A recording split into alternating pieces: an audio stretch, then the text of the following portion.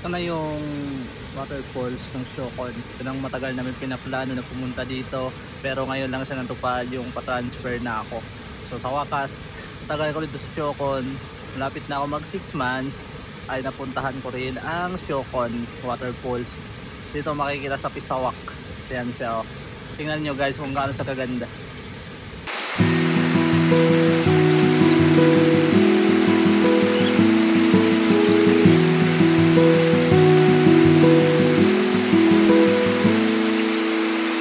Sa doon sa taas, puntahan natin. Ba umakyat dyan? Lagi, takot eh. Katin natin yung isa, tingnan natin. Meron daw sa taas eh. Ito yung ano, bato sa ang katin yung isa. Meron daw isa sa taas. Ito lang natin sa inyo para makita din nyo yung waterfalls. Problema lang, nakakatakot. Taas eh. Madulas tayo. Ay.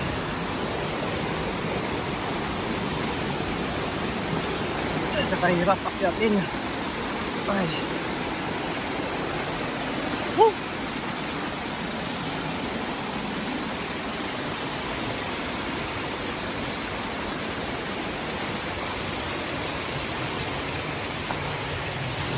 Yatam.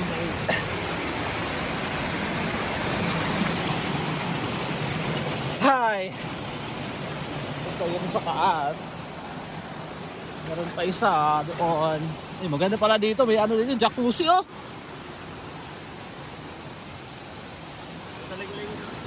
Oh, dito pala. Okay dito safe, palang ahas.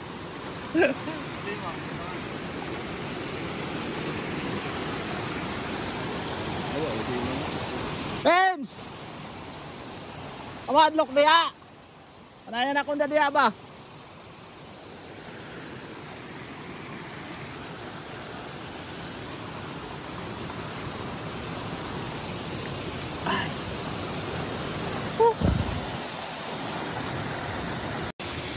Ito yung nasa taas ng waterfalls ko yung nakikita nyo, parang kami sa jacuzzi. Ayan siya, ganda.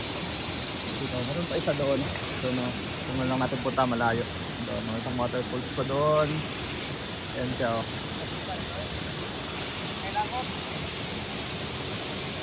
Ito yung parang ano na, parang nasa taas ng falls na kanina pinaliguan natin. Ito siya oh.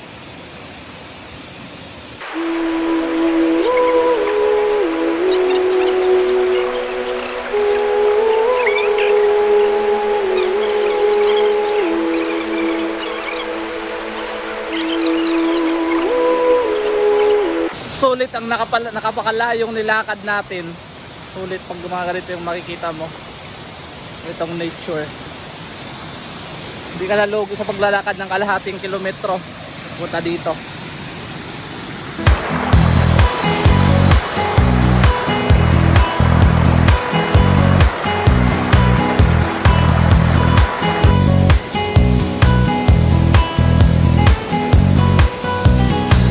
Sulit naman yung paglalakad natin ng kalahating kilometro ng layo punta sa highway. So at least sulit siya.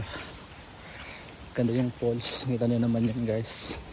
Ngayon pauwi na kami. Bye.